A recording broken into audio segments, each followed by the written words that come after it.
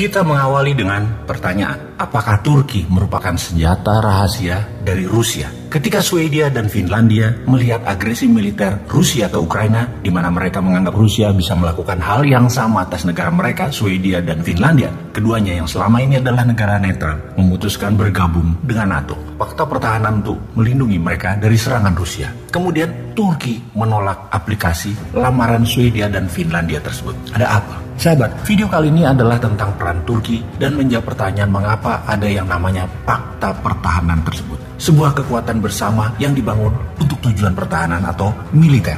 Namun di ujungnya anggota tersebut akan menjadi korban ekonomi, setidaknya memodali persenjataan perang yang diproduksi oleh negara kuat penyokong fakta tadi. Kita pasti mengenal yang namanya NATO, Fakta Pertahanan Atlantik Utara. Kita juga mengenal Quad atau Quadrilateral, kekuatan 4 negara yang membendung Tiongkok, yaitu India, Australia, Jepang, dan Amerika. Kita juga mengenal AUKUS, Australia, Amerika, Inggris, juga dibangun untuk membendung Tiongkok. Sebagai catatan, fakta pertahanan harus ada musuhnya. Kemudian SEATO, fakta pertahanan di ASEAN yang musuhnya adalah komunis. SEATO anti komunis. Fakta Warsawa adalah blok Soviet yang disebut juga blok Timur, dibangun untuk melawan blok Barat sekutu, yaitu NATO. Semua fakta pertahanan tersebut pasti ada Amerikanya atau pasti diarahkan ke pro Amerika. Kemudian di tahun 2013 ada tantangan baru bagi pemegang hegemoni dunia, yaitu Amerika dan sekutu Barat ini. Dan untuk memahami hal ini, kita harus lebih paham tentang cara bernegara. Apa yang terjadi di tahun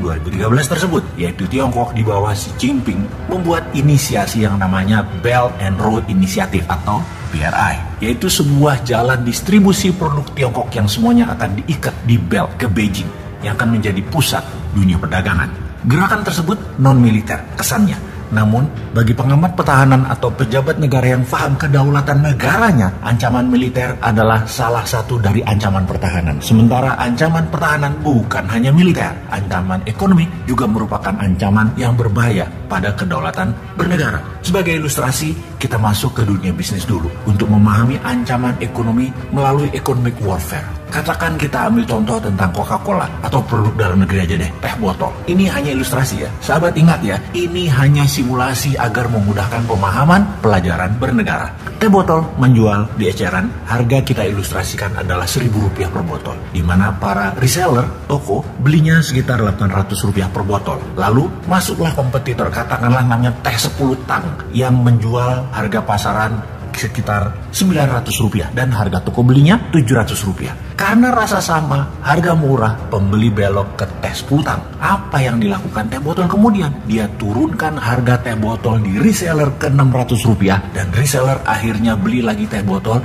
dan teh botol dijual Rp800 di retail umum. Teh 10 tang gak bisa jual di harga Rp600 ke reseller dan menurunkan harga Rp700 ke publik. Bangkrut pastinya. Dengan harga Rp900 pun teh 10 tang gak ada yang beli. Bangkrut juga. Itulah strategi dagang mematikan kompetitor ala teh botol. Ini ilustrasi ya, ilustrasi. Kembali ke obor Tiongkok. Ini misalnya ya, sekali lagi. Misalnya lo ya, katakan harga pupuk di Indonesia, pupuk buatan dalam negeri Indonesia adalah Rp50.000 per kilo. Tiongkok bisa lo kirim pupuk harganya cuma Rp30.000 per kilonya. Sehingga pejabat yang mental dagang bisa mengimpor dengan alasan lebih murah harga pupuk Tiongkok tersebut. Efeknya pabrik pupuk di Indonesia tidak ada yang beli dan bangkrut. Walau lebih murah, namun kalau kacamata pejabat yang paham bernegara, maka lebih baik ditingkatkan produksinya, impor pupuk tetap dilarang. Atau boleh impor tapi kenakan pajak tinggi agar harga lokal tetap lebih murah. Jika pabrik garmen tutup, pabrik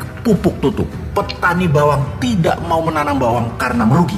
Itu strategi negara pejabatnya yang salah. Karena alasan murah, impor tadi ternyata mematikan produsen sebuah negara. Itulah mengapa kalau paham bernegara, melihat strategi obor Tiongkok, bermitra dengan Tiongkok adalah nation threat, ancaman negara secara ekonomi. Tapi kalau atas nama membangun, atas nama nggak punya uang negaranya, hanya Tiongkok yang bisa kasih bantuan uang, hanya Tiongkok yang punya tenaga SDM, hanya Tiongkok yang punya teknologi, dan yang berbicara adalah pejabat yang sangat meyakinkan cara bicaranya, banyak. Jangankan pejabat puncak, rakyat pun jadi terpesona, lupa akan nation threat, kehati-hatian nasional, dan ini harus terus diingatkan. Sekali lagi, kita hanya ingatkan karena banyak negara sudah menjadi bermasalah dengan strategi obor ini. Seperti Bangladesh, Pakistan, Kenya, Zimbabwe, Uganda. Salah satunya itu adalah negara-negara contohnya. Dan ada lagi laporan tertulis dari Carmen Reinhardt dari University of Harvard di tahun 2020. Secara keseluruhan, studi ini meneliti 2000 pinjaman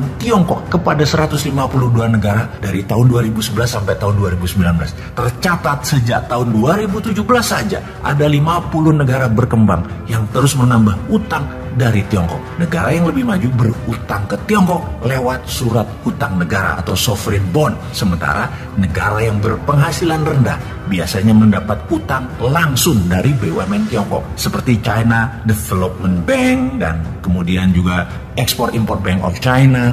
Jadi apapun itu, kita harus waspada pada serangan kedaulatan negara. Kembali ke Turki yang menolak Swedia dan Finlandia menjadi anggota NATO, menarik dibahas sehingga menjadi pelajaran kita akan apa itu fakta ekonomi dan apa itu fakta pertahanan. Kita semua terinformasi akan ancaman Rusia kepada banyak negara untuk stay netral. Jangan ikut-ikutan bantu Ukraina atau jadi anggota NATO. Menambah kekuatan sekutu untuk menjadikan Amerika polisi dunia. Namun Swedia dan Finlandia terus digosok Amerika yang akhirnya pivot pindah ke NATO. Lalu Turki dengan berani menentang keputusan Swedia dan Finlandia dengan tidak menandatangani surat persetujuan. Turki adalah salah satu anggota NATO di mana ada peraturan bahwa sebuah resolusi baru keluar ketika semua menyetujui, 100% anggota menyetujui. Dari 30 negara member NATO saat ini, semuanya punya hak veto. Turki salah satunya, dan Turki tidak tanda tangani aplikasi Swedia dan Finlandia untuk jadi anggota NATO sehingga resolusi tidak pernah bisa dijalankan. Turki bukan saja memveto, tapi Erdogan terang-terangan mengajak anggota lain NATO memveto Swedia dan Finlandia. Turki mengatakan Swedia dan Finlandia mendukung pemberontakan Kurdi di perbatasan Turki. Namun pengamat intelijen pertahanan lebih melihat hutang budi Erdogan ke Putin. Ankara punya hutang banyak ke Moskow. Salah satu hutang budi Erdogan adalah dibocorkannya rencana kudeta di Turki yang akan menggulingkan Erdogan oleh CIA yang membuat 2000 orang ditangkap yang anti Erdogan tersebut. CIA akan menggulingkan Erdogan karena Turki membeli minyak ISIS dan menjual sebagiannya ke Tiongkok. Rumit memang bernegara itu. Kita harus memahami langkah Turki dari kacamata bernegaranya Erdogan. Semoga manfaat.